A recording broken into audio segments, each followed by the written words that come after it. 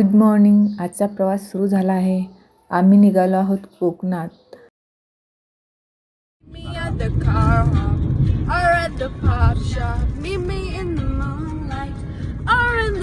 प्रवास सुरू झाला आणि मुलांची गाणी गात मस्ती करत धमाल चालू झाली आहे.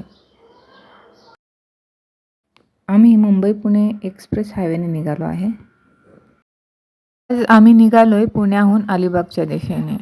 सुट्ट्यामध्ये फॉर अ चेंज आणि समुद्राच्या लाटा एन्जॉय करायला. हा आपल्याला फर्स्ट टनेल लागला आहे आणि हा धिस वन सेकंड जो कामसेत जवळचा आहे. खूप मोठा आहे. खूप मस्त वाटतं जाताना इथून.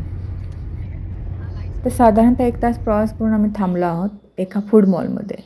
खालापूरजवळ एक फूड मॉल आहे, तिथे थांबलेलो आहे. मुलांनी काही फ्रेंच फ्राईज अँड बर्गर मागवला होता. इथे दोघं फ्रेंच फ्रायला पेरी पेरी मसाला लावून घेत आहे.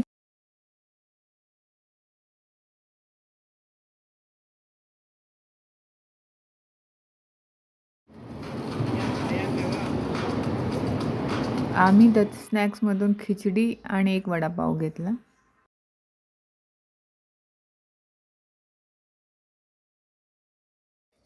जाता जाता मुलाने बोबा टी देखील घेतला आहे. त्याचा व्ह्यू नाही, त्याच्यात फरक पडतो. दोनदा ट्राय केलेला. मागे हिल्स मी एकदा ट्राय केली. ठीक आहे.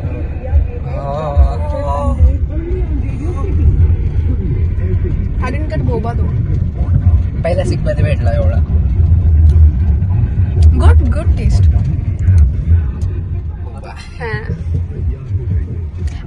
I originally wanted something fizzy mojito or cool bug types, but we ended up getting boba.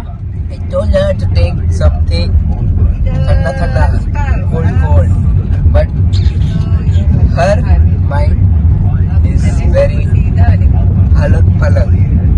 It's not stable. Yeah, I was indecisive today, very much. Yes. First we go to where? We went to Third Wave Coffee first, and we came down and we went to Have More. हे असंच ठेव. का? Photo काढायचा आहे चांगला. हे बघा, आता इथून आम्ही पुढे खोपोलीला जाणाऱ्या रस्त्याकडे वळालो आणि राईट साईडला जाणारा तो सरळ रस्ता हा मुंबई हायवेला जातो.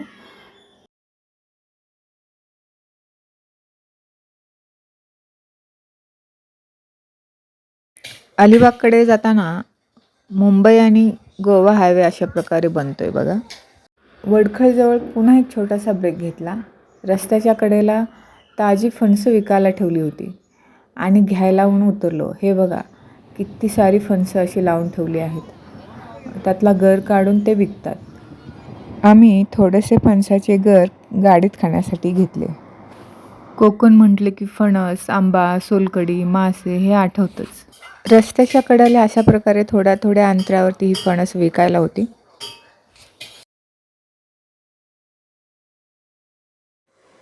मुलं फणस खायला नको म्हणत होती, पण एक तरी टेस्ट करा म्हणून मी दिले आणि मग त्यांनी टेस्ट करायला घेतलं. तू अर्ध मी अर्ध, चिअर्स करत त्यांचं चालू आहे खाणं. फणस एकमेकांना चिअर्स करतायत आणि खातायत. आता आपण कार्लेखिंड घाटातून जातोय.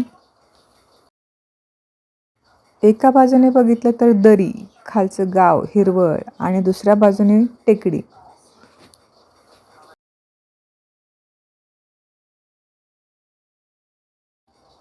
एकीकडे दरी आणि दुसरीकडे डोंगर आणि समोर नागमोडी रस्ता. पावसाळ्यात तर अजून छान दिसतं. सुंदर अशा निसर्गमय रस्त्यावरून प्रवास करत आपण अलिबागच्या जवळ आलेलो आहोत. अलिबागमधून पुढे कोर्ले या गावातून जाताना मंदिराला लागून एक लोटस तलाव आहे. आता इथे सफाईचं काम चालू आहे म्हणून काढून टाकलेले आहेत, पण हे तलाव पूर्ण कमळाच्या फुलांनी भरलेलं असतं. खूप छान दिसतं. कमळ विकत पण मिळतात इथे. 10 ते 20 रुपयाचे मिळतात. तिथून पुढे सरळ आलं की नागावला हा बायपास रस्ता निघतो. आम्ही बायपास रस्त्याने निघालो आहोत. सरळ पुढे आलो की इथून एक राईट टर्न आहे राईट टर्न घेऊन सरळ जायचं आहे. दोन्ही साईडनी झाडी, हिरवळ आणि मध्ये असा निवांत असा रस्ता. घाई गर्दी नाही, शांत असं वातावरणात. पुणे अलिबाग शिवशाही बस देखील आहे अलिबागला येण्यासाठी. अलिबागहून पुढे नागाव, रेवदंडा किंवा काशीद बीचला येण्यासाठी तुम्हाला सिताराही भेटेल स्टँडच्या तिथे, किंवा मुरुड बस देखील असतात.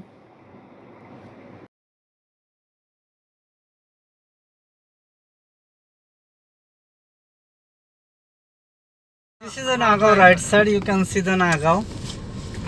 And this road goes to Revdanda, 10 Muru. मिनिटं ना. इथून राईट साईडला नागावकडे जातो, नागाव बीचकडे. आम्ही लेफ्ट साईडने रेवदंडाकडे निघालो. चौलमधून एक बायपास रोड निघतो चौल ते रेवदंडाला जाण्यासाठी. आम्ही चौल ते रेवदंडा बायपास रोडने निघालोय. रस्त्याच्या दोन्ही बाजूने उंच उंच अशी सुपारीची झाडं, नारळाची झाडं.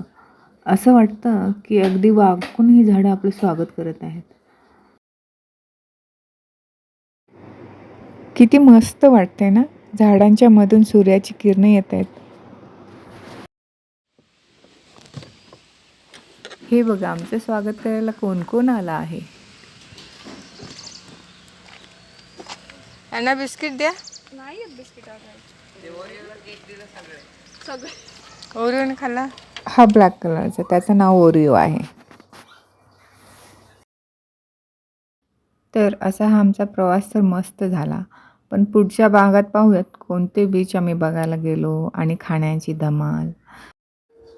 तुम्हाला हा आमचा प्रवास कसा वाटला हे कमेंट्समध्ये नक्की सांगा. बाय.